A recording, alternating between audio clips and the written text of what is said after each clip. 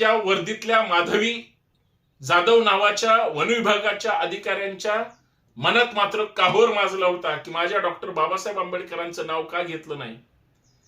आणि महाजन साहेबांची काय देशातल्या कुठल्याही माणसाची नैतिक जबाबदारी आहे. भारतीय स्वातंत्र्य दिन 15 ऑगस्ट असू द्या किंवा 26 जानेवारी प्रजासत्ताक दिन गणराज्य का म्हटलं जातं? कुणामुळे हे सगळं निर्माण झालं? डॉक्टर बाबासाहेब आंबेडकर आणि त्यांच्या सहकाऱ्यांमुळे प्रचंड कष्ट करून या डॉक्टर बाबासाहेब आंबेडकरांनी भारतीय संविधानाची निर्मिती केली. त्यांचं नाव तुम्ही विसरता, खपून घेतलं जाणार नाही. त्या महिलेला माहित होतं की मी एक वन अधिकारी आहे, मी सरकारी अधिकारी आहे, ही लोक मला पोलीस ताब्यात घेतील, माझ्यावर कायदेशीर कारवाई करतील, वेळ प्रसंगी सरकारी कामात अडथळा आणला म्हणून अटक करतील, निलंबित करतील. त्या माधवी जाधव नावाच्या खरंच कर्तृत्ववान महिला अधिकाऱ्यांना सर्वप्रथम मी सॅल्यूट ह्यासाठी करतो की त्यांच्या संवेदना अजून जिवंत आहेत.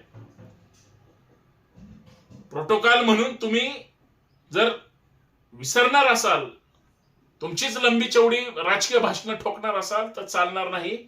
त्या जाधव नावाच्या कर्तृत्ववान महिलेनी पालकमंत्र्याला आठवण करून दिली की तुम्ही डॉक्टर बाबासाहेब आंबेडकरांचं नाव घेतलं नाही. आज संपूर्ण देशाने नाही जगाने सुद्धा जी भारतातली लोक जगभर गेली त्यांना आज डॉक्टर आंबेडकरांचा खरंच अभिमानच वाटला पाहिजे, त्यांच्या सगळ्या टीमचा वाटला पाहिजे. आणि तुम्ही जर त्यांचा उल्लेख करणार नसाल तर ही तुमची संघी नीती आहे. आणि त्याच्यावर त्यांनी बोट ठेवलं, कारण यांची मानसिकता भारतीय राज्यघटनेला प्रमाण मानणारी नाहीच. जे 400 पार झाले असते आणि ज्यांना संविधान बदलायचं होतं त्या संविधान निर्मात्याचं नाव का घेतील?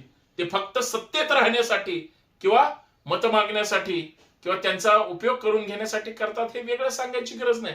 राजकारण्यांचं हे कामच आहे. पण त्या वन विभागाच्या त्या अधिकारी माधवी जाधव यांनी स्पष्ट जाहीर सांगितलं की डॉक्टर बाबासाहेब आंबेडकरांचा सन्मान झाला पाहिजे, माझ्या बाबासाहेबांचा सन्मान झाला पाहिजे, यासाठी तुम्ही मला अटक करा, निलंबित करा. मी बिगारी काम अर्थात वाळू उचलायला तयार आहे, पडेल ते काम करायला तयार आहे, पण मी अपमान सहन करणार नाही. इतकी धमक आज देशामध्ये राज्यामध्ये कुठल्याही प्रशासकीय अधिकाऱ्यांमध्ये उरलेली नाही. स्त्रियांमध्ये तर म्हणजे दबाव, बर्डन आणि एकंदरीत संस्कारक्षम दुनियेमध्ये त्या कशा काम करतात त्यांनाच माहिती. पण आजही कर्तृत्ववान निर्भीड कणखर स्त्रिया समाजात आहेत हे माधवीताईंनी दाखवून दिलं. मला एवढंच सांगायचंय